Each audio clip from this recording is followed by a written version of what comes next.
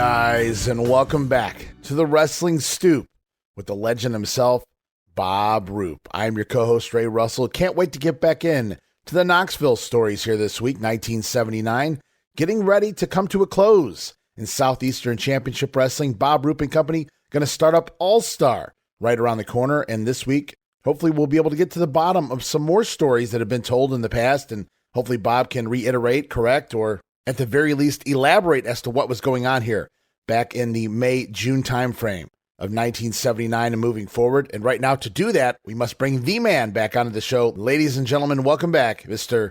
Bob Roop. Hey, Ray. Hi out there, folks. I missed you. I missed all of you. Couple of weeks. I mean, actually, you know, when you get to be my age, I don't know if it's common. I think it is, because a lot of my fellow seniors have the same problem. They say, where does the time go? I seem like last week since I saw you went by so fast, it seems like it was yesterday. And that does happen. I've noticed that happening as I've gotten older. The time does seem to like move faster. But I do know it seems like a long time since we've had a chance to share our stories, Ray. So I'm really happy that we're back. And, you know, I really enjoy.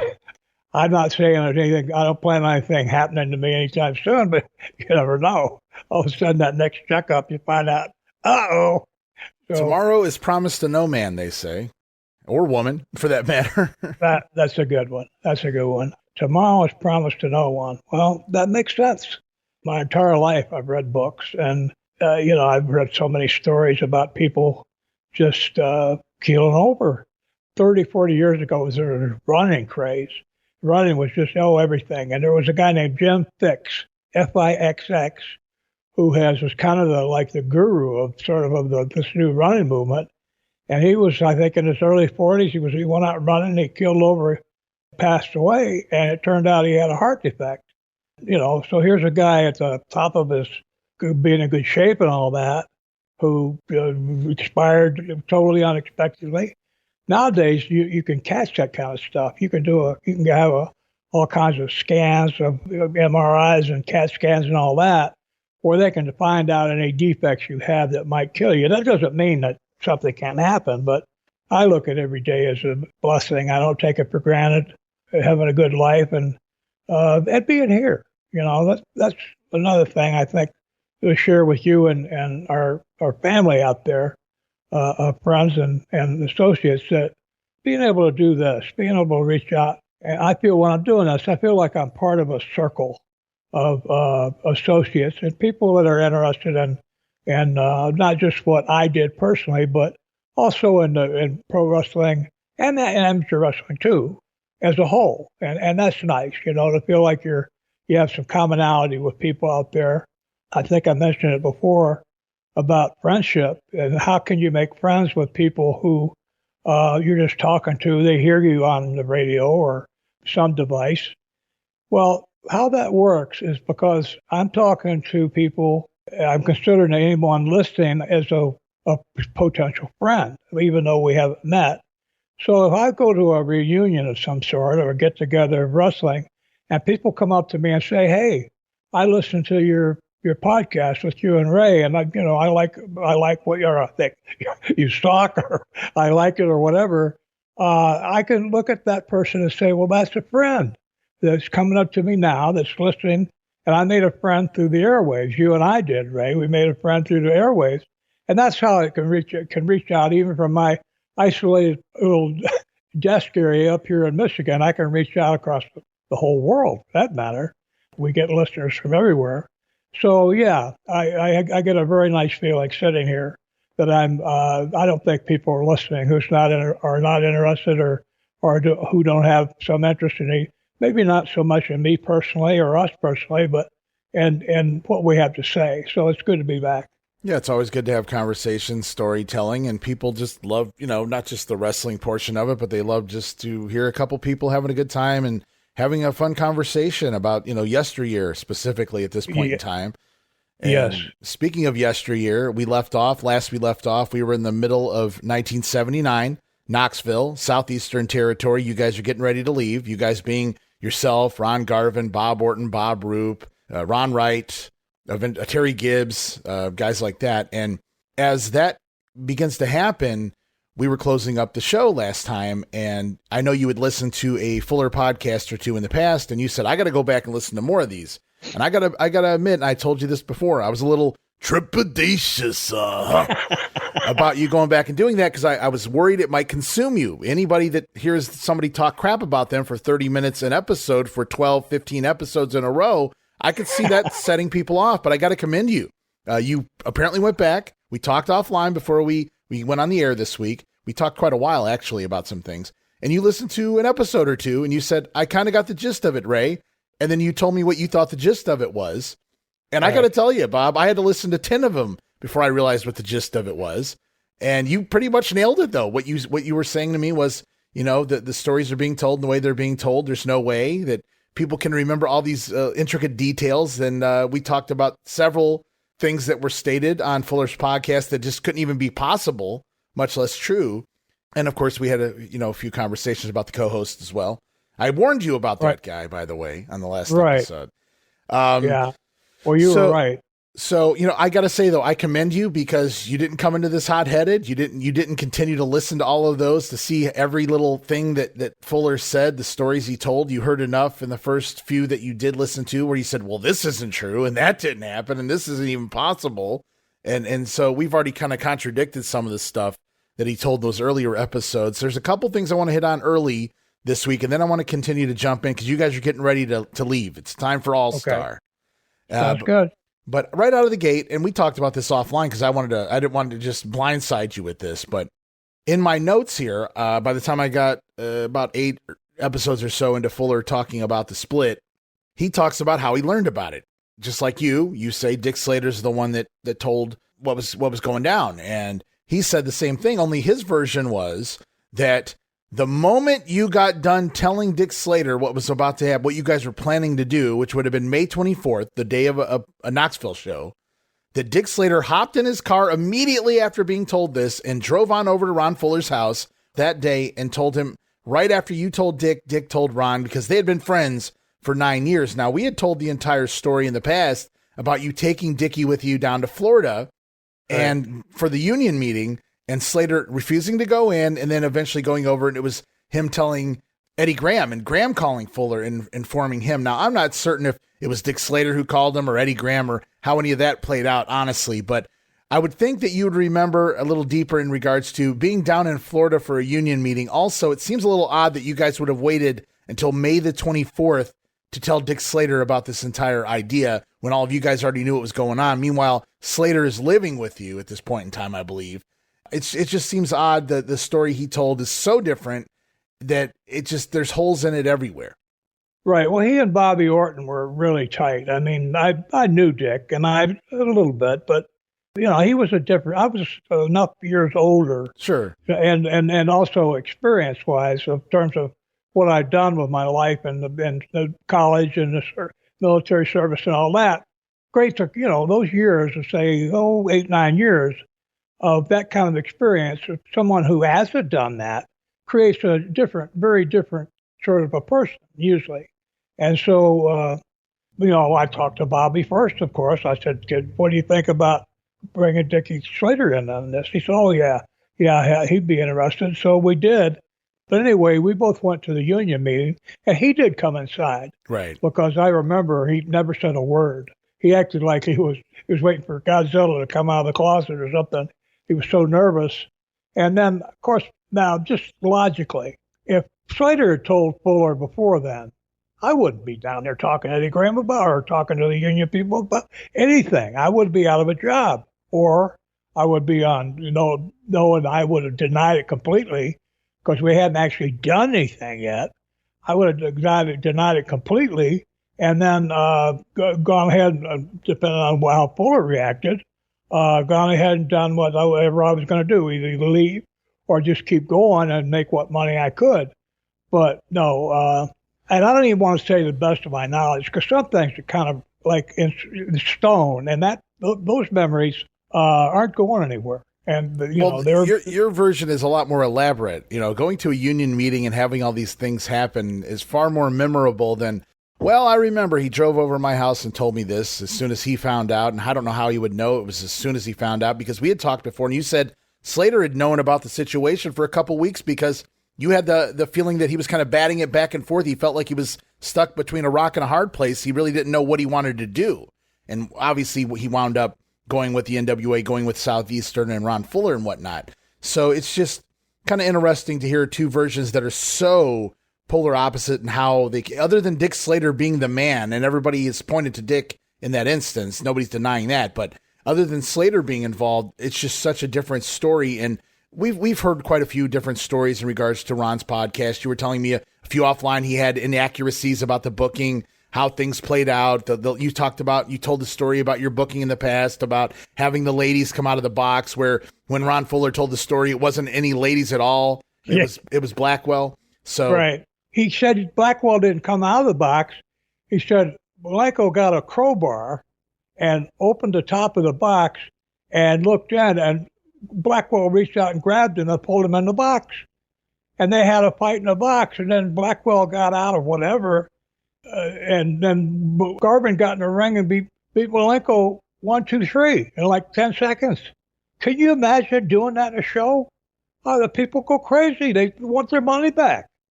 How dare you give us that kind of match? No. After the girls, I'll repeat, Ronnie and Malenko went at least 40 minutes.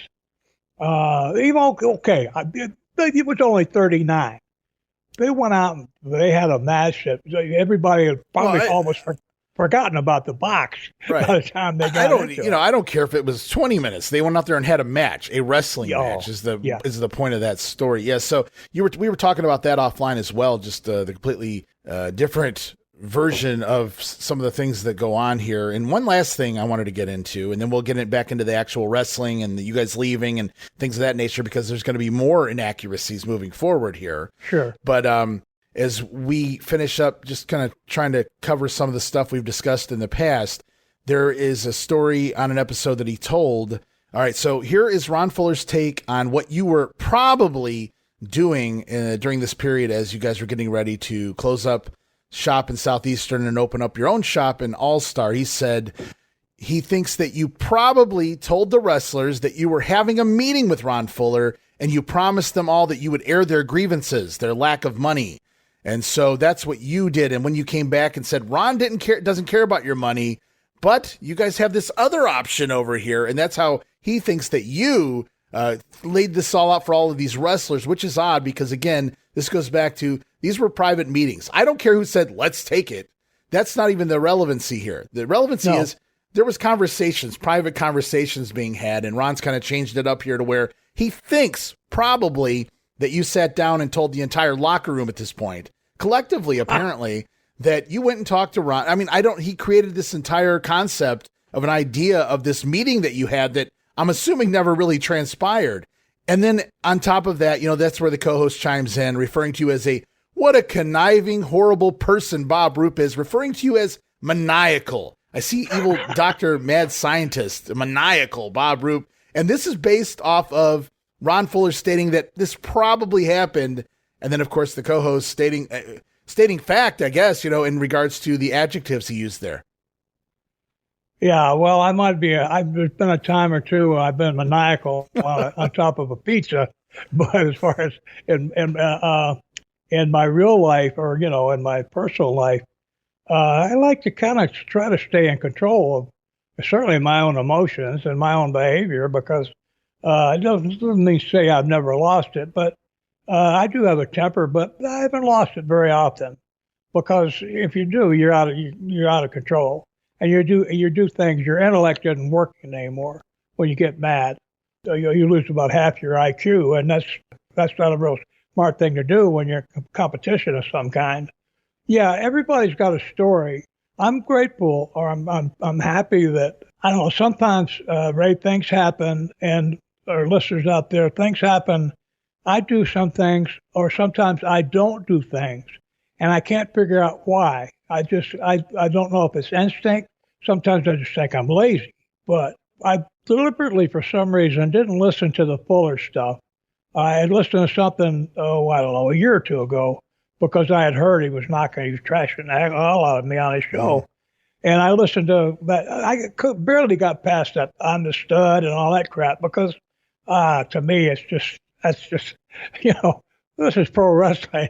We're trying to do something that's really not. It's about pro wrestling, but we're not pro wrestling anymore. Right. We're not trying to work people. We're not putting on a character here for the listeners. I get what you're saying. Yeah. This is a shoot. This is how it works. This is a shoot. What we're talking about is the truth as I know it, as you know it, and you are a fact checker supreme. You don't want anything going out with your name on it that's not true. I'll tell you this, Bob. I had a couple guys come to me after that last episode, and they said, "Boy, did you go easy on Ron Fuller?" They listened to the Studcast, if you will, the Ron Fuller podcast in the past, so they know exactly verbatim the things that are said over there. And I very much sugarcoated. They haven't even created a word about how much I sugarcoated what was said over there in regards to you and in regards to this entire Knoxville thing. They said, "Man, did you do, Ron a favor in regards to not making him come off as just the worst person in the world in regards to the things that he was saying on his podcast?" And I said, "That's not what I want to do here." But at the same time, I had to sit back and contemplate after that last episode that we recorded. The entire purpose here is to get your side of things. And how do I get your side of things if I don't tell you some of the things that are being said over there, right? Right. And so exactly. That's why I wanted to touch on a few of these things at the top of the program this week, because I don't want to say I overlooked them last time, but I felt like maybe we didn't need to discuss them. But now I see, well, if we don't discuss them, then his version's out there and your version's not. And what's the point of doing this on our end? And so that's why I wanted to do this. And I'm still sugarcoating it to a degree because I'm not going to get into all the little intricacies that go into the way he delivers these things, because many of those episodes start off with, "I think this happened. This probably happened. I suppose this could have been the way it was." But by the time the story is being done told, it sounds like it's fact, the conviction in which they're being delivered. And then the listeners forget that it started off with "I think," or "this perhaps happened." And thus, I think that gets them out of any legalities that could come out of it, right? So right. But again, like I said, it ends with the story being told is so vivid. You would forget that first line, and you go, "Wow, I can't believe that asshole did that. That damn Bob Roop. He never said you did it. He thinks you did that, but by the time he's done telling the story, it sounds like you did it." Yeah. Well, again, his story, he can tell any way he wants. But, again, I listened to some of it yesterday. I listened to about, 45 minutes. And I realized I had heard so much inaccurate stuff. I realized that I didn't have to really make much of a defense, because how do you defend all of it? That first show I looked at, there was, I wrote it down. I don't have it in front of me, but I wrote down stuff. There was about 15 things that were seriously inaccurate, about me, my birthday, stuff I did in the ring, Jack Briscoe's background, all kinds of stuff, the Greco-Roman wrestling in college, which is no such thing, all kinds of, I finally decided when I listened again this morning, I thought about listening to 2 or 3 episodes, which I might in the future, although this stuff is kind of hard to take. It only because it gets, I don't want to say boring, but it's very repetitive when you're getting beat on and they just continue to beat on you like a drum. But I realized I don't need to refute. If I try to refute everything that's said about me, where do I stop? I'm going to have to do it forever, because a lot of stuff is inaccurate or wrong. But I just want to say this. Anybody that can go back and talk about stuff that happened 45 years ago.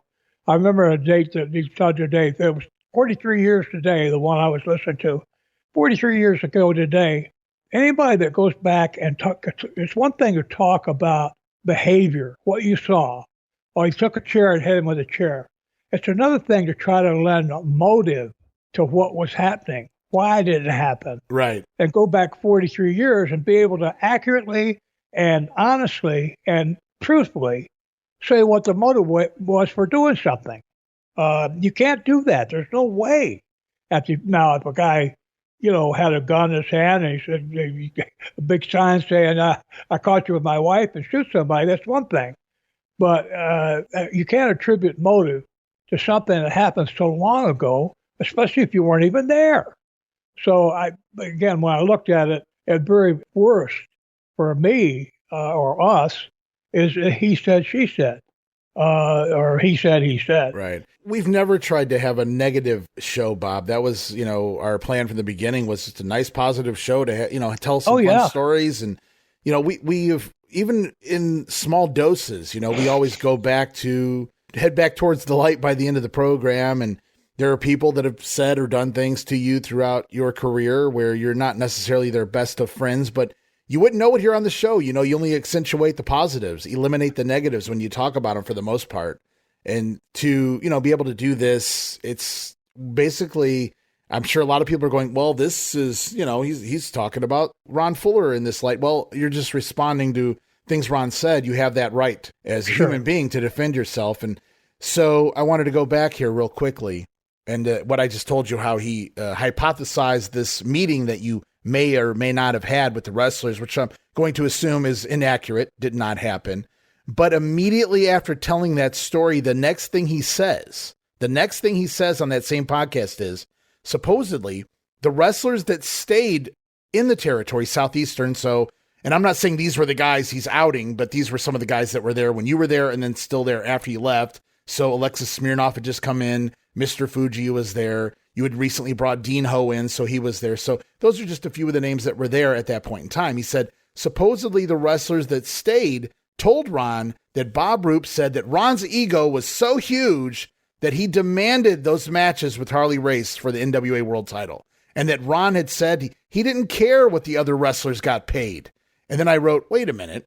This was coming off immediately after he supposed a meeting happened. Now he's saying 10 seconds later, well, I do know this because the wrestlers told me this. So it can't be both. And he's telling both stories at the same time. Wow, you picked up on that one. Yeah. And see, it's things like that. I do have one thing I haven't mentioned to you that I have to say this. It's not really negative, but one thing that Fuller talked about in this program I was listening to with his associate was that he made himself out to be a shooter. He talked about being down at the Sportatorium. Snake pit, right? The snake pit. That was part of the snake pit thing. But he was down there, and that it got to the point where if Eddie Graham was picking somebody that to shoot with somebody they brought in. Now, I'll back up just for a second. I said this before. Every week on the show, they advertise. Gordon Sully would say, at the end of the show, if you're interested in becoming a pro wrestler, the number was on the wall behind him, I think. You can call in. And that's how they got a lot of guys down there. And they didn't have any plan. Even Hulk Hogan, the guy looking like Terry Bollea, who looked like $1 million, Matsuda broke his ankle.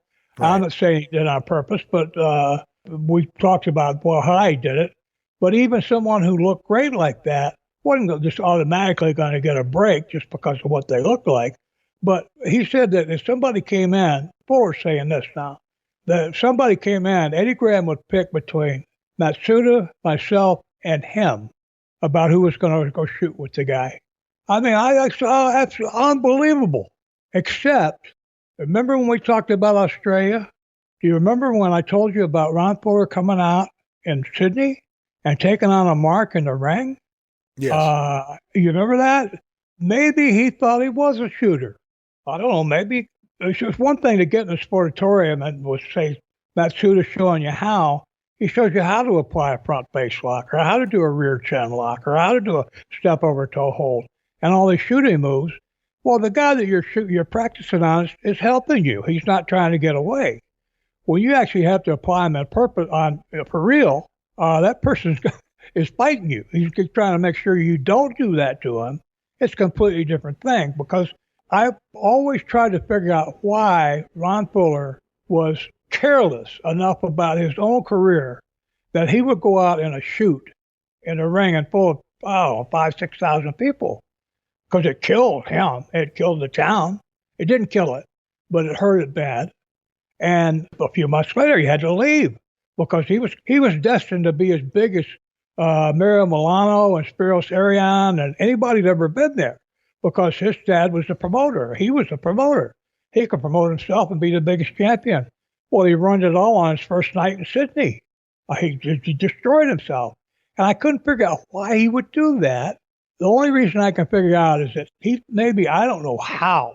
I certainly wasn't there. I wasn't there for it. I never saw a point where he ever did anything against anybody in terms of a shoot at the snake pit. But maybe he did when I wasn't there. I was going to say, to be fair, you did go to Amarillo early on. You did leave first. You had a tour of Japan somewhere in there as well. So I was thinking the same thing. Maybe when you were gone, that's who they subbed in there to work with Matsuda in regards to working these guys in the ring of the snake pit. And I'm not saying that Ron didn't pick up a thing or two, and he certainly got the height advantage on people, but that can also be detrimental to you as well, especially when you're trying to do wrestling holds and things of that nature. So yeah, so it's interesting to hear his side of things, and we're going to get into more of that because, that's when we get into the new stuff. This is when we get into you guys leaving, which is pretty much where we're headed next. I guess that's where we're going to go. We're going to jump ahead, actually. Okay. First, we're going to look at the June 1st card. This is your final card in Southeastern. And the card looks like this: Mr. Fuji over Terry Gibbs, Eddie Mansfield and David Schultz coming up from Alabama. They're going to score a win over Ken Lucas and Dean Ho. Kevin Sullivan goes to a no contest with Jimmy Golden, who's also just been brought back from Memphis. Some issues over there in Memphis. Going to see Golden and Fuller. Now, Fuller and Robert Fuller and Jimmy Golden will return to Southeastern to help Ron when you guys leave. Yes. Right. But there was also a falling out. Imagine that. Some money issues that went on over in Memphis. Maybe Jerry Jarrett and company not paying the guys what they had promised them. You'd never heard tell of that in Memphis before, right? Oh, imagine that. Yeah. Yeah, just unbelievable. So Ron Fuller is still here after his matches with Harley Race. He's here again this week going over on Boris Malenko. And then Dick Slater teaming with Crusher Blackwell, defeating the team of Bob Roop and Bob Orton Jr. in a bunkhouse match. And finally, in the main event, this is where it gets interesting, okay? By the way, you guys drew 4,300, so it's heavily down from the 56 and 5,100 you were doing with Harley Race in town. So don't say the world champion doesn't draw, guys. So you're back down to 4,300, and this is a heck of a card. Everybody on it is a name, right? Terry Gibbs is the lowest name on this card, and I love me some Terry Gibbs, so I'm all about this show, Bob.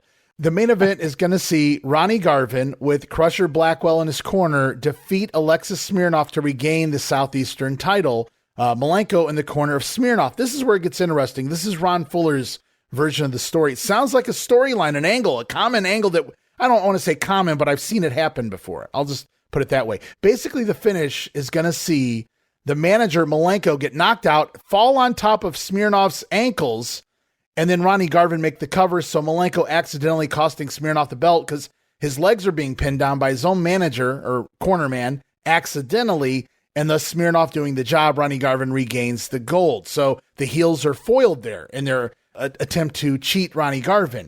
The way Ron Fuller tells the story is that Smirnoff was supposed to retain the title, and Malenko dove onto his legs to prevent him from kicking out. And I said, what the fuck? That doesn't even, I could kick out with somebody laying on my legs if get the fuck out of here. But he's like, it's a kayfabe. We've seen that finish. I can't think of one off the top of my head, but I've seen it done a half a dozen times at the very least.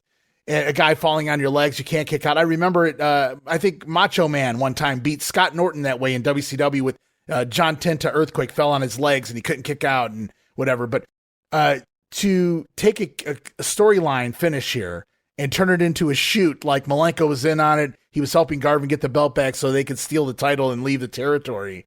I just blew my mind.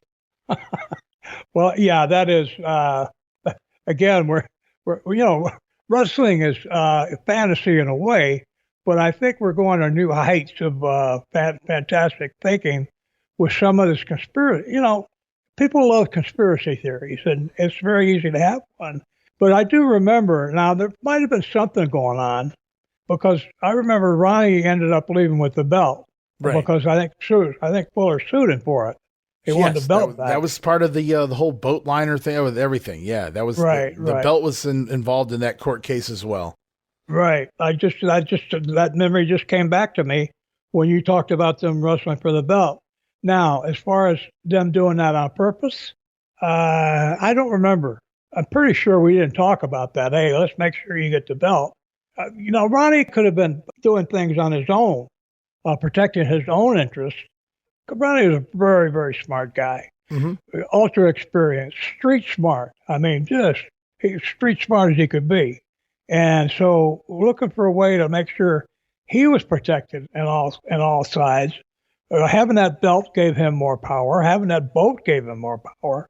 Having things that Fuller was holding the bill on and that Ronnie hadn't paid for gave Ronnie an advantage in dealing with it, which made sense. If you're going to go against somebody, you want to be as strong as you can and have as much as you can to deal with in terms of trying to have some kind of resolution to whatever your conflict is. So, I remember, but as far as that kind of finish, I don't see him being able to do it convincingly. Yeah, I've never heard anything like that working. No, I don't think that happened. Let's put it this way.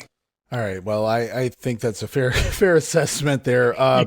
So we move forward, and I'm not sure when this happened. I don't have the actual date down here. I don't know if it was after the May 24th show or after the June 1st show. Ron Fuller claims once again that he called you over to his house. You are making a lot of trips over to Fuller's house for someone, Bob, that you said that you did not go over there very often, but Ron Fuller is just having you over there all the time at this point in time in his stories. And he says the day after the show, and again, I apologize. I don't know if it was the day after the 24th or the day after the 1st. It really doesn't matter. He says that he called you over and he told you to your face that he was sick of your nasty attitude and the small houses that you're drawing. And by the way, for the record, I think that started maybe just a month and a half ago, but he is sick of it. And he immediately fired you as booker. And, but he said, and I love this part, but I have a soft heart. So I gave him 2 weeks notice to allow him to continue to wrestle in my territory. He had a soft heart and he was going to let you keep wrestling, Bob. Going to keep you paid. What a nice guy. Oh, wow. I'm about to change my whole attitude. Dare I ask you, did he ever walk up to you and say, I'm sick of your nasty attitude and these small ass houses, you're fired as booker, which I would imagine he would have fired you as booker when he found out about you guys trying to go opposition. So again, this kind of contradicts the other story being told. Yeah, you think? Listen, I found out you're trying to steal my territory, but that's not what bothers me. It's this other thing. Because of this other thing. No, Ron, I told you again when I talked to him of the treason for no reason. The reason was the money, and it wasn't the money that was being paid. It was the money that wasn't being paid because it wasn't being accounted for. That was the problem. There was a reason. If Ron's going to talk to me about, he's going to give me a grief about any kind of money or anything else, he wouldn't have the nerve to, certainly at that time, telephone, telegraph, tell a wrestler. Mm-hmm. If he got in a beef with me, and being in his apartment didn't make him safe. I mean, he never had a gun out or anything when I came over. Again, I saw the same thing with every guy that I helped train. Slater, Fuller, Paul Orndorff, Mike Graham, every one of them was leery of me and they didn't need to be, because 5-6 years later, I wasn't in the kind of shape, physical condition of like great endurance and being able to go all night and all that kind of thing. Right. In terms of being able to wrestle. I didn't, and I still had the holes and all that, but I didn't have the physical condition to even get into a real serious fight, because, you talk about getting blown up quick when you're fighting for your life or whatever.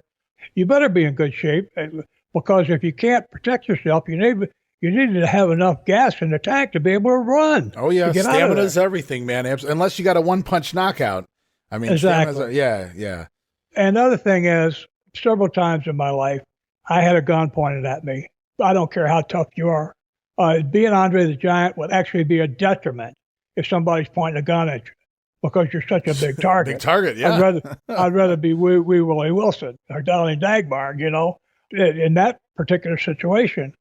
But no, Brian never, ever, I don't remember him ever saying, even when he called me to talk to him, he had all the cards in his hand. Even when he called me for that, he wasn't unpleasant. He was a matter of fact, as I've heard this, and, I'm pretty sure that it's accurate and all that. So, and again, he wasn't looking at me. He wasn't looking me in the eye. he was kind of looking down, and they didn't have to worry about it because of me. They had to worry about it because of their own mentality of thinking, well, what would I do if I got mad? Say it was reverse and Roop was firing me, but I'm tough like he is, and I'm not tough like I am. What would I do if I was him? Would I kick the crap out of me? Yeah, I might. So no, he was very circumspect, and he wasn't. He never raised his voice. He never cussed me. He never called me a name. He didn't say anything, you're a backstabber or anything like that. He just said, I've heard this and that, and I'm pretty sure that convinced that it's true and all that. And I again was in a position where I had to deny, trying to protect the other guys, at least that. And so, no, but Ron never got real aggressive with me, because probably if I dealt with him, I would never leave a mark on the guy anyway. Sugarhold him, and you sugarhold the guy all the way to the very end of his life without ever leaving a sign. You don't leave a sign on. We better move away from that. Yeah. Well, no, I've never. I'm sorry. I'd be an extreme. So that was your guys' last appearance on a Southeastern card. The following week, you guys were booked. You were announced for the next show, June the 8th, but you guys do not appear.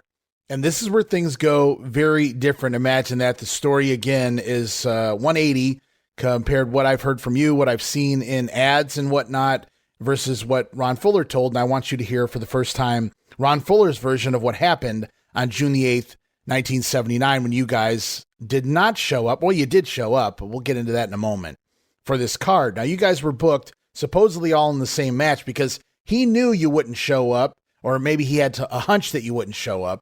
And therefore, he put you all in the same match. That way, it wouldn't be as obvious if everybody no-showed.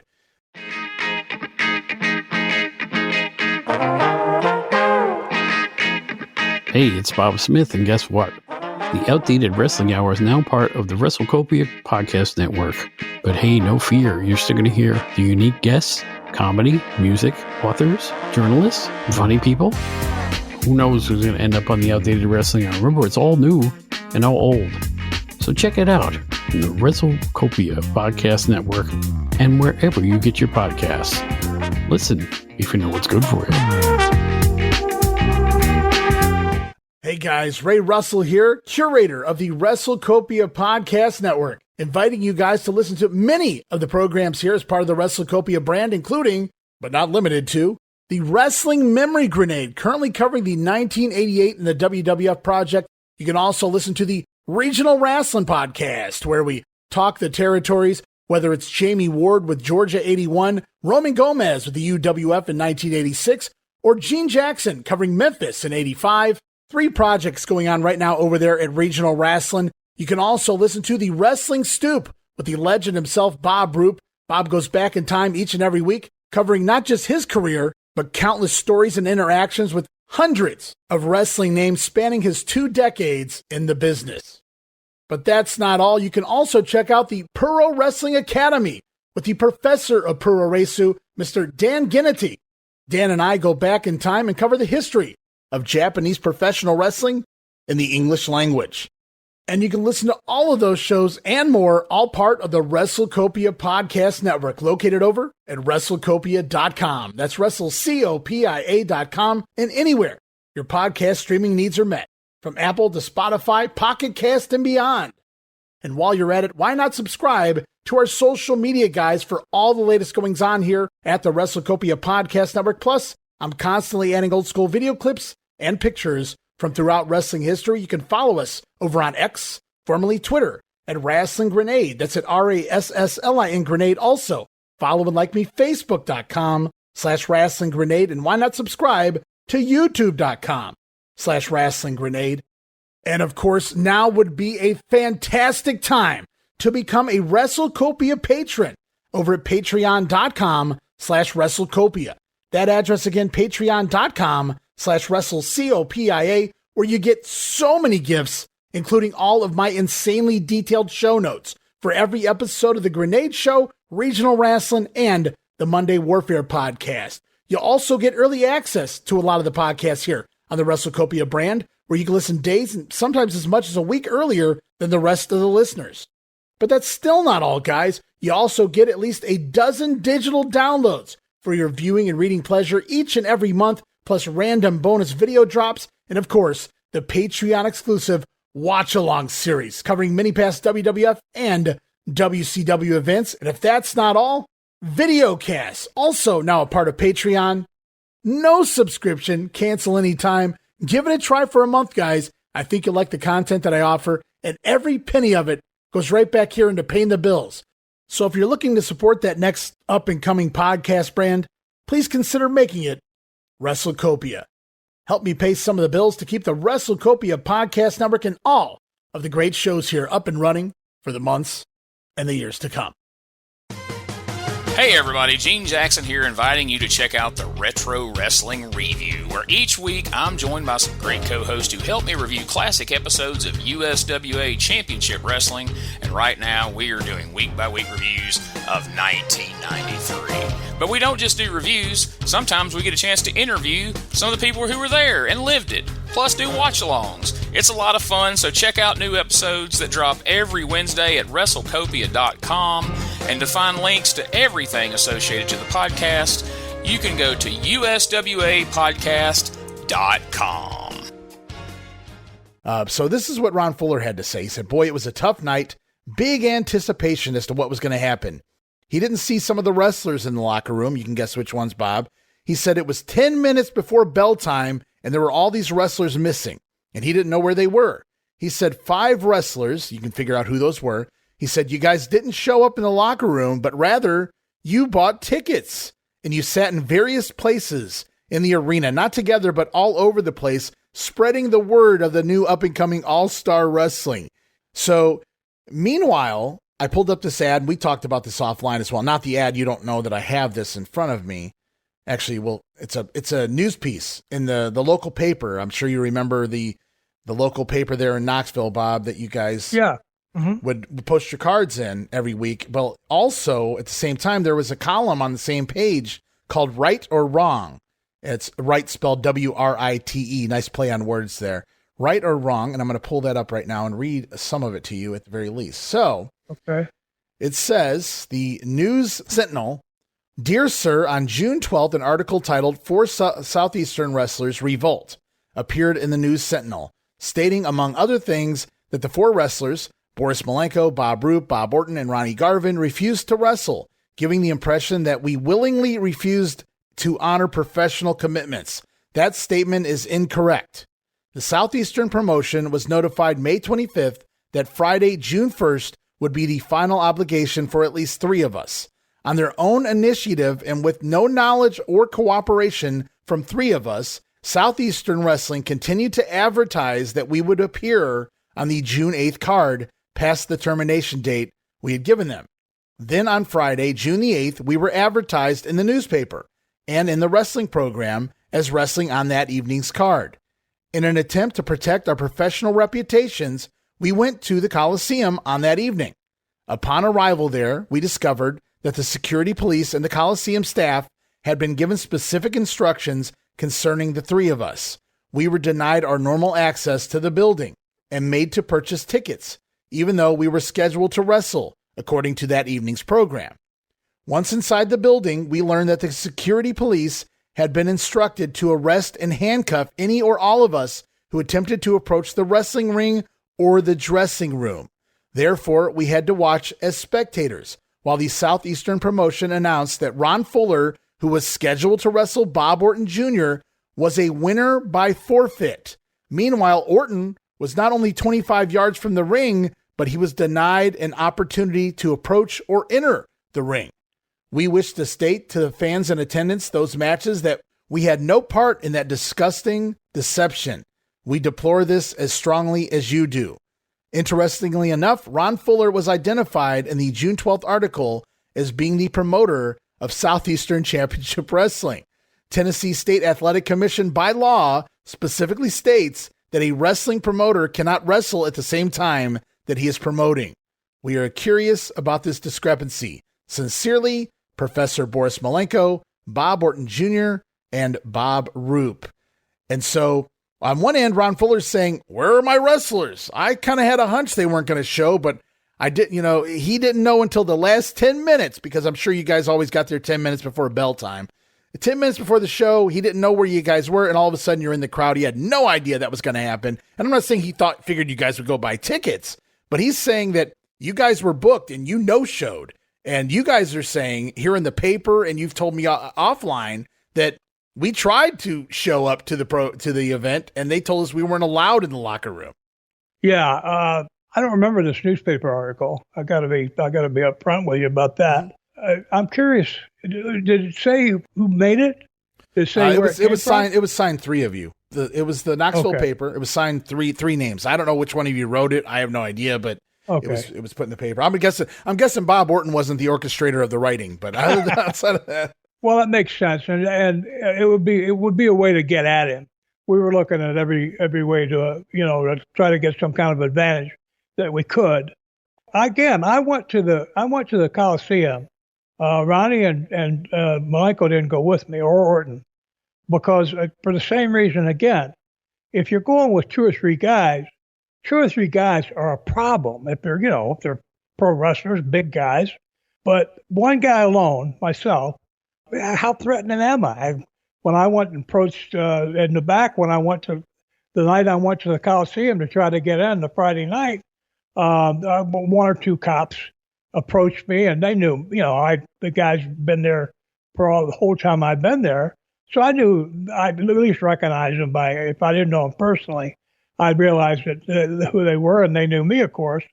So, they weren't, hey, get out of here. They were very polite, Bob, we've been specifically instructed not to let you in the back, but nobody told me I couldn't buy a ticket. I mean, how are you going to tell somebody they can't buy a ticket? That was an important part for me, because Ron Fuller let on like that never happened. You guys weren't banned from the arena, even though it was in the newspaper. And I'm not saying somebody couldn't make something up and have it printed in the paper, but you were telling me this offline long before you even knew Ron Fuller's version of the story, that we weren't allowed in the building. So we just bought tickets and came in the building. And what loses all credibility for me in his version of this story is when we get to the Orton and Fuller match that was scheduled for the card. Ron Fuller comes out for the card, knowing that Bob Orton can't get in the ring for the match, and knowing that Orton's in the crowd. He claims on his podcast that he didn't know what was going to happen until he got to the ring. Was Bob Orton going to come out of the stands and wrestle him? Now, let's be honest here. If you guys are buying tickets and not showing up in the locker room, there's no way I'm going to let you into the ring, because I don't know what you're capable of doing, what you're going to do when you get in the ring. Are you, you're going to walk around, run around in circles and do the curly shuffle? Well, I mean, what are you going to do? Are you going to attack me? Do you have something in your pocket? I have no idea what's going to happen here. So for a promoter, a wrestler, nobody's going to go to the ring and not have no knowledge of what may or may not happen with a wrestler in the crowd. And so your guys' version was that Bob wasn't allowed to enter the ring. He was strictly told, you'll be handcuffed, you'll be arrested if you jump the guardrail. Ron Fuller's version is, well, I stood out there waiting for Orton to come into the ring, and he never did, so the referee counted him out twice, in fact, and I was deemed the winner by forfeit. And I'm not doubting that part didn't happen, that he was claimed the winner by forfeit, and maybe they even did point out that, hey, there's Bob Orton in the crowd, why won't he get in the ring? But Bobby can't do anything about it. But in Ron Fuller's version, Bob had every opportunity to just come on in the ring and have a match with him. And that just seemed ludicrous to me listening to that as I heard it. So there are points where Ron tells a story and I'm like, well, that's possible. It could have happened that way. But there are other parts like this one here in particular where I'm like, that's now you're just reaching for storylines here for your podcast, because there's no fucking way that you were standing there in the ring and didn't know if you were going to wrestle yet or not. Plus he'd already had it happen to him in Australia. He went out there and got made a fool of. The guy didn't beat him, but he couldn't beat the guy in 10 to 7, 8 minutes. He destroyed him. He knew what would happen. I mean, that guy didn't have the kind of capability that Bob Orton Jr. had. Bobby could have kicked his butt in a second. Bobby knew how to wrestle, too. I don't care what kind of shooting holes you know. If you're laying on your face and the guy's on top of you, pounding on the back of your head, you have a hard time putting any holes on it. So, well, So, It's just so funny, the dynamics of this, because I didn't even hear your version yet. I hadn't even gotten into the ads in the newspaper where it was discovered. When I heard Ron say this, I go, there's no fucking way that a wrestler would come, a promoter of all people, but a wrestler would come out to the ring and kind of wonder, well, is he going to come on in here? We're just going to have a great old working match. I mean, obviously not. And so that's where his story lost credibility with me in regards to this night and how it all went down. Your guys' side makes much more feasible sense to me, where we weren't allowed in the locker room. They didn't want us in the ring. They didn't trust what we would or would not do on this final night because they knew what we had ambitions of doing here. And that's when Ron says, after the Orton quote unquote match, that you guys all collectively got up from your random seats. I picture this is like a movie. And you guys are like plotting to rob a bank vault in fucking Las Vegas somewhere, right? Yeah. You guys all got up from all your different seats. He saw this somehow. And you all left at the same time. And then you went and flyered all of the cars in the Chilawi Park parking garages, promoting your new up-and-coming promotion, All-Star Wrestling. Wow. Well, it's a good story, but it's as far as I know, it has no basis in fact. I'm going back to, and let's use some logic here. If I show up at the back with Garvin or anybody, but even just me and Bobby, if the two of us show up, you got a problem. If you're the cop, there's two guys that are, that's a potential problem. You're going to need at least two cops, maybe 3 or 4 cops to deal with two guys. If it's one guy, then it's much less threatening because you can watch one guy all by yourself. So that's the reason I went by myself, because by going with 2 or 3 guys, you're giving them an excuse to tell you, no, you can't come in. You guys can potentially create a problem. But by going by myself, dressed nicely, not wearing any brass knucks on my hands or anything, not, looking like I'm ready to kill somebody, but just acting like a, normal, rational human being, I don't pose much of a threat. In fact, the guys, when the cops were talking to me, they were apologetic.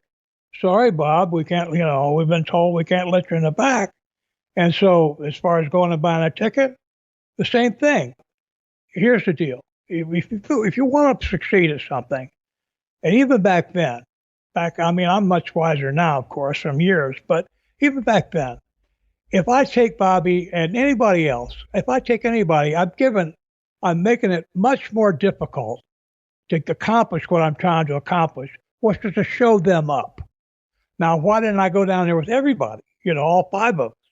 No, we didn't do that because you give them they've got I got to tell a real quick story here.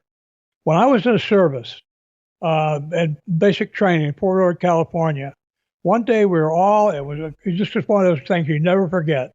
There were 4 companies of about, 50 men each. And we were all out there in our dress uniforms, and we were pulled up, and the training colonel had come to greet us for some reason. We never saw him except for this one time. So we're all standing at attention. We got rifles and all that. We're all standing at attention in front of him. And I later found out what it was. A fire ant had crawled up my pants leg and bit me on a very intimate part of my body. And I moved. All I knew is it felt like somebody stuck an ice pick in my junk. And I moved my arm to grab it. And, I didn't know what it was. That one movement stood out because everybody, you can't see him breathing hardly. I moved. Well, the colonel saw it, and he was only like 40, 50 feet away. He said, "You up here," and he called me up to the front, and he chewed me a new butt. He chewed me out loud. You all this. Well, I told that story, and I had to do some push-ups or whatever, and then I didn't get any real trouble from it. But the point I'm trying to make, the authority that colonel had over all those men, Ron Fuller had the same kind of power over all the wrestlers that worked for him because he could fire them. He could get rid of them. He didn't have to even call them in. He could call them on the phone, or he could have somebody else do it. He could fire them he could be in Mobile, or he could be in Australia, and he'd have Robert call me, or anybody. He could send me a letter. You're fired. He had all the power. all the power, including, we knew this, including when you go opposition, all of a sudden you're going to have all these guys, all the Fullers, Roy Shire, Eddie Graham, Jim Barnett, Jim Crockett. And that's what happened. They all turned against us. And we knew that going in. We knew that. They had all the power. So, and the only reason I bring this out is not like poor pitiful me. Not at all. What I'm saying is that Ron Fuller comes across this, in his presentation, he comes across like this was some kind of an even fight. No, we were massive underdogs. I mean, they had all the power. We had very little. All we had was us. Well, he certainly paints the picture of him, the sympathy on him when he's telling the story anyway. Yeah. I totally. Well, he did say something else that just really took me aback during this discussion in regards to you guys leaving here. You're leaving. You're going to start up your own promotion, All-Star. You're going to run against Ron Fuller, the big bad NWA Southeastern Championship Wrestling here. And he claimed, and I love this part of the story, he says, there was a decent and honest way to take over a territory. And it happened way back in 1972 in Georgia. And his family members were involved. Imagine that. He said they stole a territory honorably. How do you say that all in the same sentence? I wrote, pardon my French here, guys, but I wrote this in my notes. I wrote, holy fucking shit. Because that is how I felt when I heard this. He said that the two Georgia and we had a whole episode on this, Bob, so this might be fresh in your mind still. We talked about Ann Gunkel and everything that they did to her. But this is what Ron had to say about it. He said, the two promotions, they did not infringe upon one another. They ran in the same buildings. They were on the same TV channel. That's because Ted Turner forced it. But you remember the NWA came to Ted and wanted Ann Gunkel removed, and he said, I can't do that, pal. So he says they never tried to disrupt their competitors. Fuller says he was hoping the same thing would happen between All-Star and Southeastern, but you guys were just different. He says because both Georgia companies, they respected each other. So later on they would merge. Jim Crockett would finally buy Ann Gunkel out when she just saw the writing on the wall. He said you guys were there at his show to promote yourselves. You had no intention of being respectful or have any decency. And that's when the co-host claims that there was more honor in the Mafia than within you guys, Bob. Well, the Mafia might be upset about that. I don't think they want to be honorable, but, well, that's interesting. Again, it's their story. Tell any way you want. But, yeah, that's the height of hypocrisy is to say, yeah, we tried to steal honorably. We were stealing, but we were honorable about it because we did it right up front. We did it right to her face.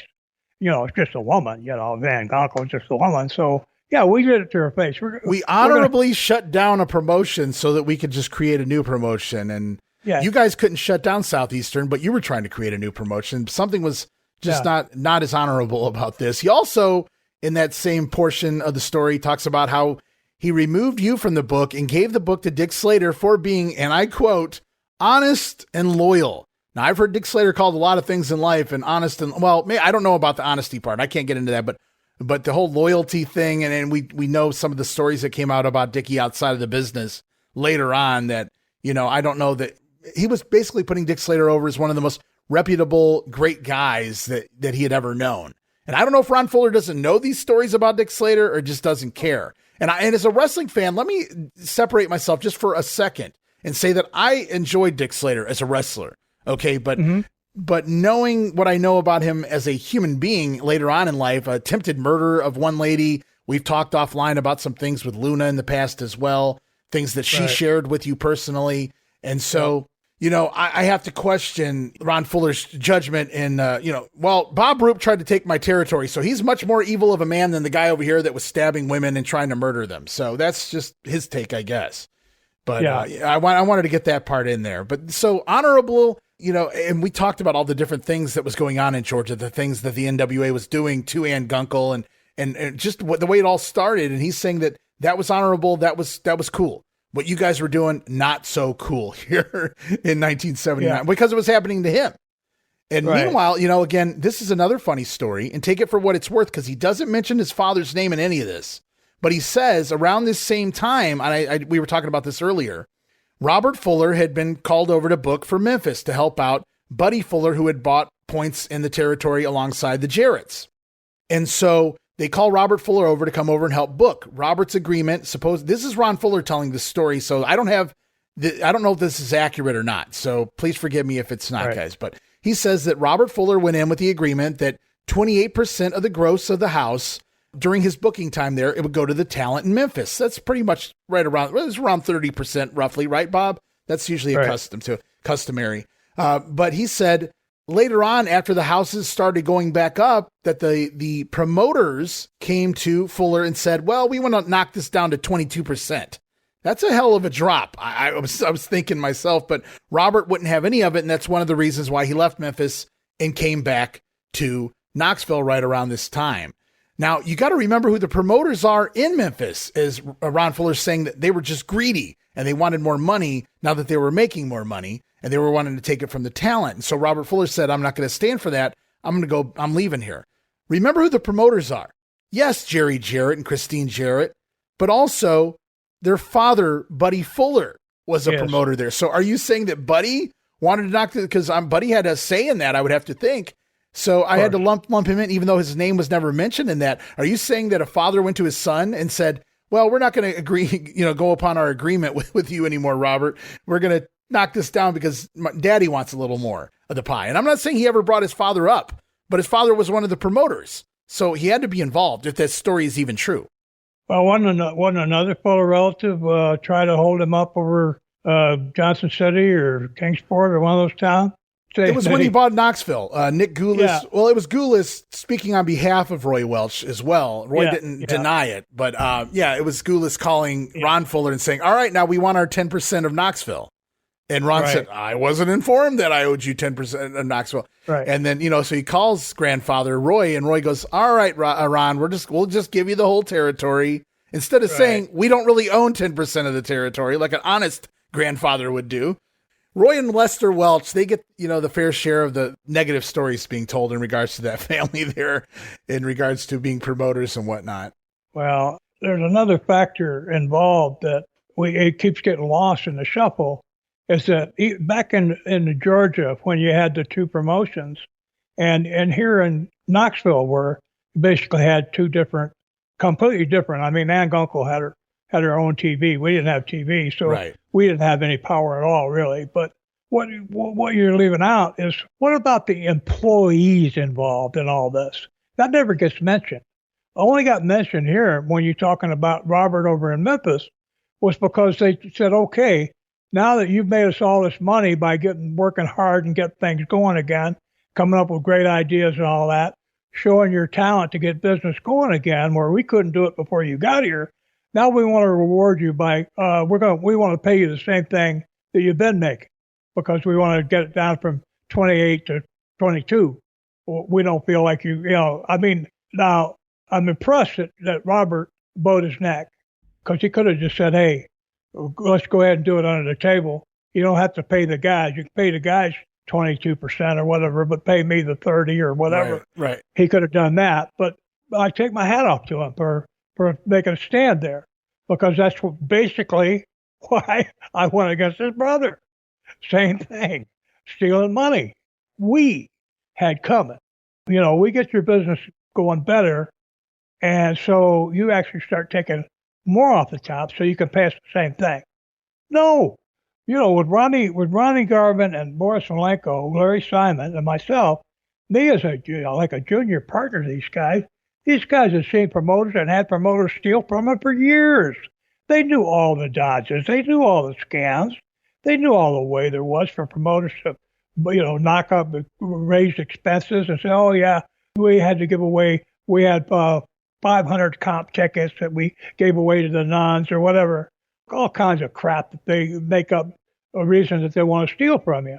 But at the same time, what gets left out is that all the people involved, the wrestlers themselves, they don't get mentioned.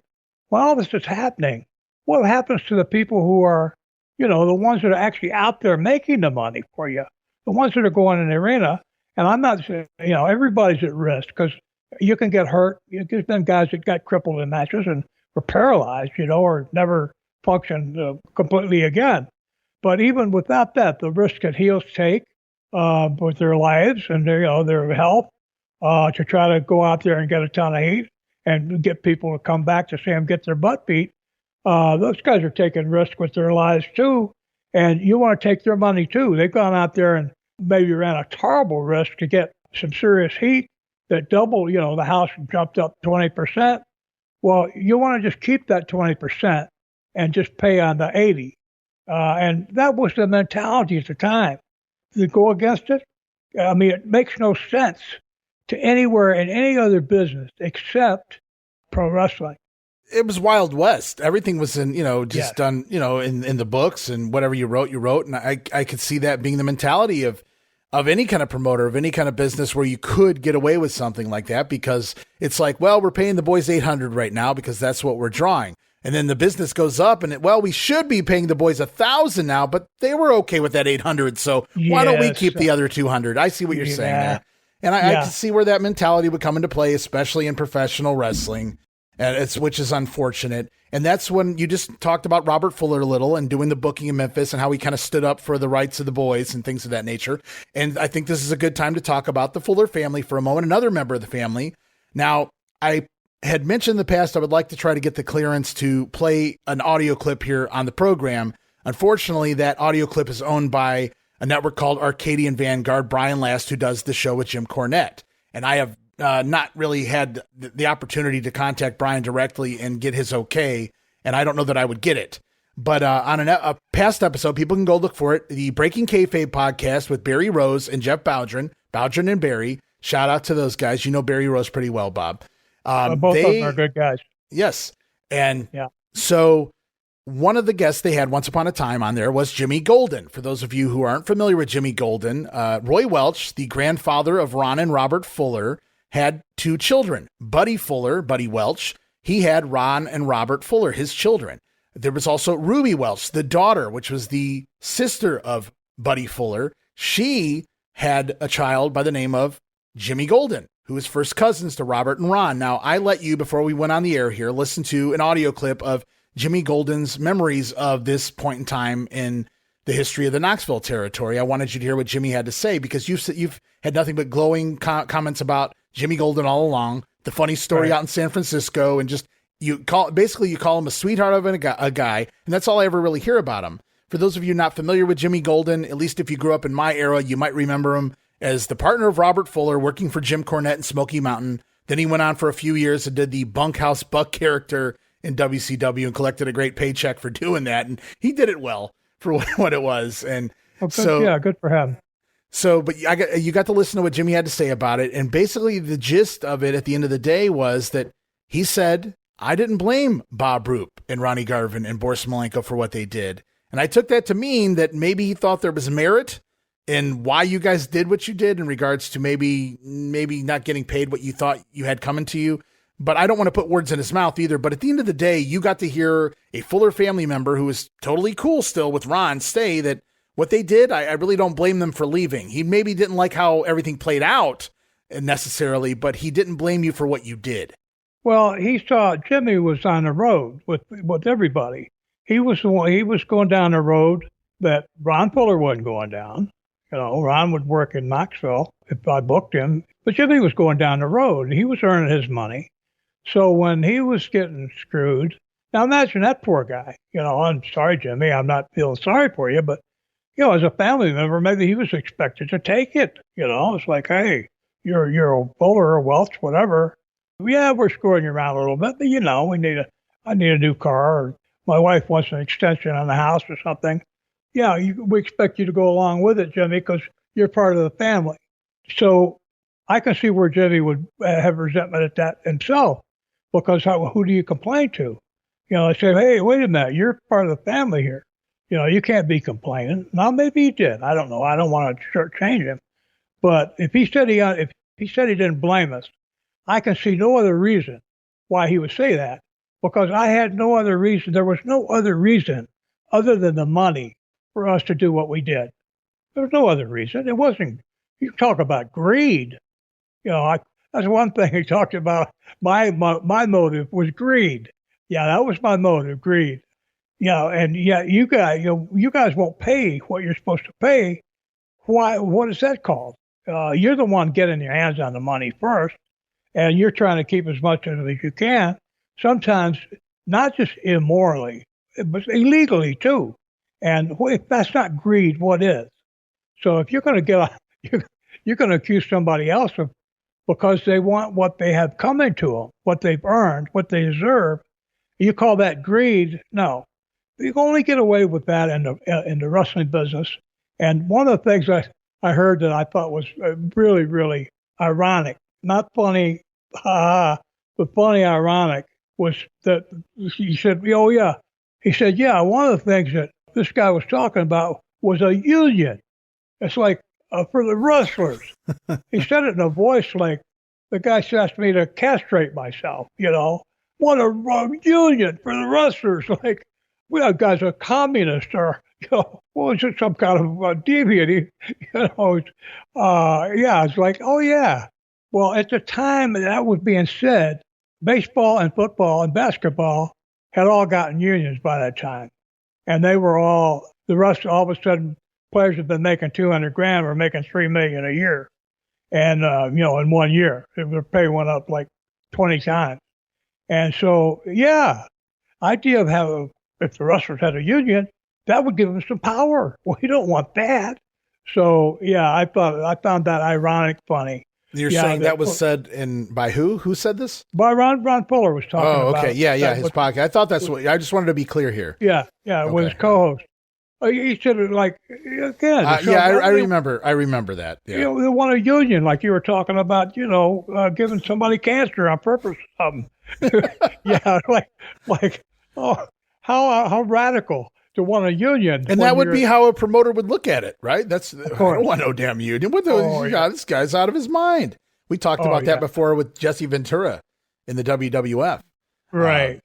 Coming up because Jesse had went to Hollywood and got the idea that, hey, this union stuff works, and it's. Oh yeah, he found out that the actors has some power out there, and he just go back to wrestling. You got none, right? Vern tells you don't like your payout. Vern says you get lost. I found that amusing. Not maddening or anything, but I get you.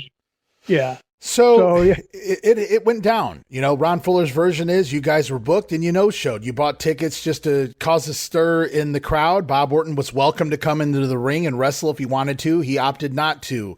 The real version from everywhere I could go, my own mind tells me that the real version was you guys were not welcome to the arena. And that would make sense based on the fact that he had overbooked with other talent that wasn't typically normally there. And they were there this week on the card. So he kind of planned for this.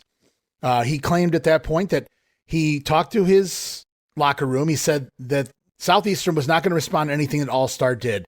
Basically, he told them that they were to ignore you guys. There will be no fights. You guys want the bad publicity for him, and he's not going to let you guys have that. He said, we're going to take the high road. So if he finds out that any of his wrestlers get involved with any fights with you guys, win or lose, if it makes a newspaper or TV, he tells them they are immediately fired from his promotion because he wants nothing to do with being associated with you guys. But he's not going to give you any publicity whatsoever for himself, good or bad, for you guys, good or bad. So that was what his basically what he said. He told his locker room moving into your guys' very first show. So Friday night, Southeastern runs Chilawi Park, the amphitheater. Saturday night, you guys come and run the same venue just a day later the following week, June the 15th and the 16th. And if you're ready, we can start talking about the beginnings of All-Star. So I want to take you back to your guys' very first card, and we're going to look at what happens here this weekend, June the 15th and the 16th. Southeastern running the building first. Ron Fuller talked about this one on his podcast. He said, well, we should have drew 4,000 or 5,000 fans, but we only drew 2,800 because you guys had booked the same building the following night. So that's a pretty big statement here. First of all, they weren't drawing 5,000 for shit, except for when Harley Race came to town. So to say we should have drew 5 that week, but just because you guys ran, that's why they didn't. They actually only draw 2,800, which is their lowest for sure during any of this. So I'm sure you guys had something to do with that. Also because the roster switched to such a giant change in the roster. You're losing all of these talents that everybody knew on top. You're bringing in all these new guys, whether they're there for filler for the time being, just to kind of fill a spot on the card, or whether you're trying to introduce new talent or bringing old guys back to the the territory. I don't really know what all was going on there, but there's a whole new roster here in Southeastern for the most part. Meanwhile, you guys have the All-Star card the following night. He draws 2,800. He brings in the Stomper. Dick Slater's booking now, so Slater is all over the card, wins himself a Battle Royal, and goes to a draw with Crusher Blackwell on the same card. Imagine that, 1 weekend as Booker, and he's already all over the place here. But anyway, I've seen that. Yeah. I'm not saying that's the only Booker that ever did that, but it's just if you wheel. But I'm just saying. And good one. Yeah, if you will. So, yeah, baby, you know what I'm talking about, Bobby Roop. Yeah. I'll feed you down the road somewhere. Yeah. So you guys, Southeastern has a card Friday night. You guys come back to the same venue the following night here on Saturday. And the card, it's a little rocky. There's a lot of names on there I don't necessarily recognize. Your old buddy George McCreary comes into town, though, and works for you guys here. I see right away the opening match of the first ever All-Star card features, Randy Savage, working a squash match basically against Rick Connors, who never really evolved into much. He did get a little bit of a push going into the early 80s and some of the what they would call the outlaw promotions and some of the minor TV shows and things, but it's Randy Savage over Rick Connors to open the night. Tony Peters, who had worked for Southeastern prior, over George McCreary. Bob Roop defeating a guy by the name of Joe Sims, who I'm not familiar with at all.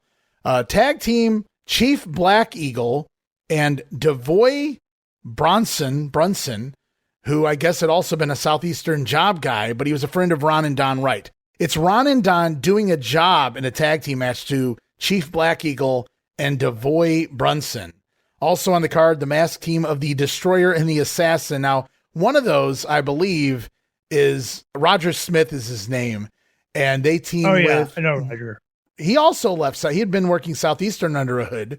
And I believe it was like 40 years later that Ron Fuller realized that Roger Smith had defected and went with you guys. He never knew who was under the hood until recently. Yeah. Ron, like in the last 5 years, Ron Fuller's like, oh no, they had some made up assassin over there. And I think it was historian, great pro wrestler in his own right, Bo James, who told Ron, he said, no, Ron, that was Roger Smith. You mean Roger? Yeah. Well, Roger came back and worked for me after. And Bo said, Ron, do you think he was going to tell you he had been working the opposition? It's like, so I thought I got a kick out of that story, but it's the assassin, the Destroyer, and Boris Malenko over Terry Gibbs, who also left with you guys. He's never given credit as one of the guys. It was the Knoxville Five, but Terry Gibbs would have made 6. Roger Smith would have made 7. So there's more than 5 guys that made the jump. I just wanted to point out here. But so the 6-man Boris Malenko and company over Gibbs, Hoot Gibson. We're going to see him a lot there moving forward with ICW, and Leaping Lanny Poffo. And in the main event, Ronnie Garvin defeating Bob Orton Jr. on DQ.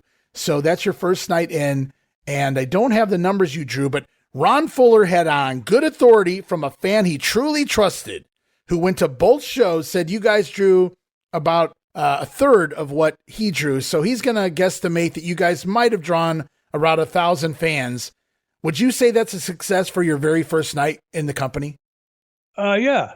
I mean, I don't know if that's accurate, but we had no TV. The only way we could advertise was with a newspaper ad. I think we had that ad with Slater, the chicken, and that was our main drawing attraction. Oh, yeah. I think. I really don't recall whether we considered I think that we got into the law of diminishing returns after a while because we couldn't promote. We didn't have a TV. Well, you guys eventually do get TV. There's actually a couple episodes of All Star out there. Yeah, we were working with Poffos then, weren't we? Randy was definitely heavily favored on that show. It was still called All Star at that point. It hadn't changed to ICW yet, so I'm not really sure who was in control of the promoting at that point in time. But, there is some All Star cards out there on video on YouTube, actually. Not a whole lot, but it's during the period. Randy Savage is out there. You have a guy, I think it was Yasu Fuji, who played a character named Colonel Yankee. Very clever there. I don't know who wanted to take credit for that name. Also, obviously you guys were all involved in those shows. So, right. But so for the first night out, it's looking kind of light. You guys you made the jump. You've created your own promotion. You're running the same type of building as Southeastern is. People are recognizing names like Bob Roop, the Wright brothers, Bob Orton versus Ronnie Garvin in the main event. Of course, Terry Gibbs, good undercard guy. Roger Smith is the assassin here. Boris Malenko on the card. Lanny Poffo and Randy Savage would prove to be, quality wrestlers on the roster as well. But for the first night out, as you said at this point, no TV. There was nothing to promote at this point. It was just last week you guys stopped working for Ron Fuller. And now here you go, you have a show too. So if you build it, they will come. I'd say 1,000 people. That's a pretty damn good first. Now getting paid off of 1,000 people is a different story. As a wrestler, I might be saying, well, that's kind of sucked. I only made X amount of dollars, but you guys were just trying to start building at this point, and you would wind up getting TV on UHF stations, much lower quality stations than what Southeastern was on. So you guys had to fight from the beginning, obviously. And again, I go back and I look at the card, 6 matches on the card, and let's say maybe 2 of them are really what I would call quality matches. And then you have the tag match with the Wright brothers. I'm not really familiar with the guys they're across the ring from. I'm curious for you, and you probably don't have a clue, but you wrestle a guy by the name of Joe Sims. I have no information on this guy or how he came about on your very first card. Do you remember anything about a Joe Sims? No, I don't. Well, I'm sorry. I'll tell you what, I'll try to look him up before we go back on the air next time and see if I can come up with anything. But some of that period is a little fuzzy in my mind. It was Slater screwed us up by we had to go long before we were ready to go.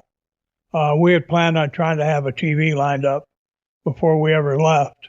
We were talking to some different people, but once we were found out, Fuller set about to try to close any TV doors that he could for us. My understanding was he had told a couple of the other stations that we were bad creditors, or the word got out that we couldn't be trusted, that kind of thing. Because when we tried to talk to people, they said, well, we were a brand new company, so we didn't have any track record. We didn't have anything to really offer these people in terms of being an established promotion. So it was going to be a hard get from the beginning. Having been warned against before we got started, it made it very difficult. And without TV, you just, if you're going against somebody who has TV, you're going to lose. You're just eventually, unless you got, somebody's got, bottomless pockets willing to keep paying, you're just going to lose. But take me through the mindset of running. I'm not asking you to recall exactly how this came about. You guys leave, you start up All Star Wrestling. How do you begin to recruit? Because there's 5 of you, 6, 7 of you. Who are talented individuals, but you need more than 7 people to have a wrestling event, right? Especially when you want to change it up week after week. And so what was something that you guys did? Were there certain wrestlers you remember off the top of your head that you might have tried to approach in regards to coming aboard All-Star early on? Or how did you guys try to recruit wrestlers? Did you just call up guys you had booked in the past with or worked in the past with? Do you remember how any of that went down? No. But I do know that we've talked about several times in the past that once we were opposition, guys quit answering their phone. People didn't want to talk to you because they're worried about even talking to you could threaten their job. The way the business was organized to try to squash any kind of competition. In fact, I don't recall exactly how we came into get an association with the Poffos. Okay, I was going to ask you because I see Randy Savage is here from day one. Lanny Poffo too, but everyone remembers the Macho Man. So it looks like immediately you guys were in bed to some degree with the Poffo family. Well, yeah, they had a TV. We could take our guys, and Bobby and Ronnie and I, went with them. Larry Simon had some problems back home with his mother or his wife, I'm not sure. But he had to go back to Tampa. We stuck around for a while. We ran a couple of tough man contests where we were the promoters of it. And one of them we did pretty well. We drew like 20 grand in, I think, Johnson City, one of those towns. Hindsight's always 20/20. We were in a way, we were doomed from the beginning because without the TV and immediately with people like Jim Crockett and the people, Eddie Graham, Jim Barnett, all of them start sending in talent against you. where that Knoxville card looks like a Madison Square Garden card every Friday night, Andre the Giant or the World Champion or whatever, ad nauseum, or in girls and midgets or little people, and big cards for as long as it took to get rid of a little pesky opposition we had started up. The competition is so uneven that it's just almost impossible to be successful. In fact, there was a guy that, remember the guy that, I think he had something to do with baseball from Chicago. He started a wrestling promotion. Eddie Einhorn. Eddie Einhorn, yeah. Even Eddie Einhorn couldn't make a go of it, having money behind him and everything else. Yeah. He found out that, the money goes out a lot quicker sometimes than it comes in, compared to having the assets he brought into it with television, connections and all that. He basically failed. The fact that we didn't make it is a little easier to digest, but I look back on it now and I don't regret it. I mean, I wouldn't do it again, but I wouldn't be sitting there talking to you. Right. I mean, that's what people don't. Certainly some life experiences involved there, no doubt about it. Oh yeah, you talk about going from the penthouse to the outhouse. Yeah. You guys, you try to give it a go here. Your first night in, you're building talent slowly. You've got, your core base, so the guys that left Southeastern, along with Randy Savage and Lanny Poffo. So you have a little group of talent that's, and Ron and Don Wright, who Ron Wright was more of a manager by this point than a wrestler, at least in Knoxville. You're basically laying the groundwork here. Your very first show, let's just say you drew 1,000 fans like Ron Fuller hypothesized. And to me, with them drawing 2,800, you guys never having done this before, you guys never having TV for this new promotion, and being the team that ran the second night in the same building, I'd say 1,000 people's fairly successful to get things going. We'll have to wait and see how that continues on here and see if any of the talent changes. I do know there's an ad, a flyer, a poster out there of this first night where you guys were coming to town, and the ad shows a couple of names, and I'm not going to get into them this week because they're not on the card, but it was very interesting because they're familiar talent. People have seen those names. They've heard those names well into the 1980s. So I'll talk to you a little bit more about that next time around as we continue on. But basically, we got where I wanted to go this week, Bob. We left Southeastern and we have started up All-Star Wrestling. Now begins the fun. We can talk about some of the ads you guys were putting in the paper, the chicken challenge, and some of the other fun things that go on throughout the rest of 1979, the war between All-Star and Southeastern, but more importantly, just everything that was going on, how business worked or didn't work for you guys. Of course, again, joining in financially with the Poffo family and eventually ICW. So we've got a lot of fun stuff ahead. Oh, yeah. Yeah, I'm really looking forward to it. And thanks for today, Ray. Nice program.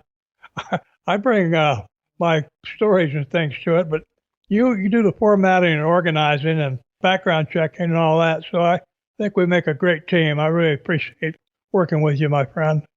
Well, no, I appreciate you, Bob, always and forever. Obviously, we do this thing together, as you always say, and I certainly couldn't do it without you either. You always say you can't do it without me. I can't do it without you. This is the Wrestling Stoop with Bob Roop, and we thank you so much for your stories and your time here every week. And I'm looking forward to doing this again. I can't wait to get into some of the fun stuff coming with All-Star, ICW, things you guys do to kind of poke the bear over there in Southeastern, and just some fun things ahead. Looking forward to doing this again next week. Thanks so much, Bob. Thank you. Well, yeah, I have been having some stories about Randy Savage early on, or what he was like before he got, the big worldwide star. There's some good stories, so I'm looking forward to sharing them. Thank you to everybody out there for being with us again today, and hope you stay well between now and, forever, for that matter. And we'll look forward to talking to you again soon. All right, guys, that's going to wrap things up here this week. But in the meantime and in between time, I encourage everybody to go out there and follow friend Mr. Bob Roop over at Facebook.com/PoorBobRoop.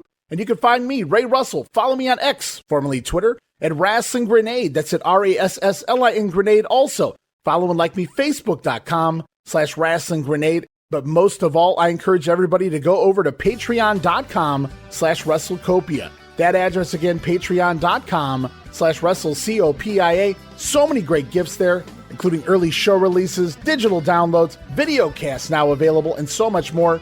Check it out over at Patreon. Help support the brand.